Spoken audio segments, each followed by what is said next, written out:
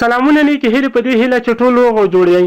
د پښتو ژبې نامتو سندرغاړی هارون باچا په دې ویډیو کې در معرفي کوو. ویډیو در سره حتما تر اخره پورې ګورئ. زموږ د یوټیوب چینل پښتو ټاپ ټي وي همدا اوس در سره سبسکرایب او سره د ګونګړي نشان ووهئ.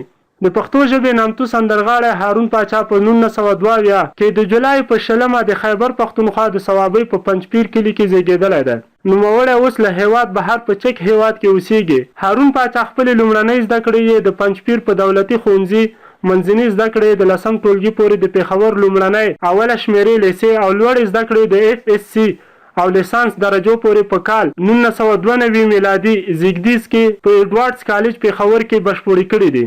په 1994 میلادي زیږدیز کې خپله ماسټري د ټولنپوهنې په برخه کې د پېښور پوهنتون کې ترلاسه کړه. هارون باچا هم لکه د نورو افغان پښتنو سندرغاړو په شان د سندرو په له دوریزې موسیقۍ وکړ. په لومړي سر کې یې د دود له مخې کورنۍ لخوا د قرات اجازه ورکړل شوه. بیا یې چې د هغه استعداد ولید د سندرو ویله اجازه یې بشپړه ورکړه. هارون باچا د هغه د وخت پېښور څانګې ټلویزیون PTV ته مشهور لوبګر پروفیسر ضیاء القمر ورواسته او د هغه له لومړنۍ سندریزې ټولګې د رنګونو ماښام څخه سندرې وویلې. هارون هغه وخت مشهور شو چې کله په لومړي ځل د لنډوي ټپو په یوې بې جوړې نوې طرز اول به کله غم و سندرې پیل وکړ. نوموړی پښتو ټپو ته نوی غږیز طرز او خوند ورکړ. همدارنګه یې لنډۍ په مختلفو کمپوزونو ویلې دي. په دې برخه کې یې نوښت د ولسونو لخوا پښتونخوا، افغانستان او هند کې ډېر وستایل شو.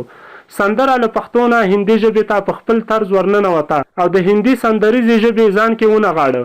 دغه سندره یې د دوهم سندریز البم غنچکونه څخه ده چې په کال 1996 میلادي زیږدیز کې یې بشپړ شو. هارون باچا د پیر سره سم سندریزه بدلونونه ازمویلي دي او نه یوازې دا چې ولسي سندرې هوبهو ویلي دي بلکې ځان ته یې د غزل په ډګر کې ځانګړی زیل پنځول او ولسي بدلې چاربیتي ټپې لنډۍ او داسې نور یې ډېر ځوان سندرغاړي په سندرو راوستي. نوموړی د پښتو تکړه غزلبول خیال محمد څخه په سندریز ډګر کې اغیزمن شوی او د هندي اردو ژبې غزلبولانو لکه استاد غلام علي، مهدي حسن، جگجیت سنگ، آشا بوسلي، لتا او داسې نورو مینوال دي. هارون باچا د شعر په غوراوي کې د پښتو ادب په پخوانیو شعرونو په سندرو کې کارولی. همدارنګه د غني خان، رحمت شاه سایل، ډاکټر اسرار، شمس القمر اندیش، صاحب شاه صابر، عزیز مینوال، منیر حمزه خان شینواري شعرونه د یادولو وړ دي. د لوی افغانستان د ادب ځلانده ستوري لکه د خوشحال خان خټک او رحمان بابا شعرونه یې هم سندریز کړي. د هارون باچا له خولې چې وایي سندرو په جوړولو کې ورسره صاحب ګل مرسته کړې او ډېر څه یې ورڅخه زده کړي.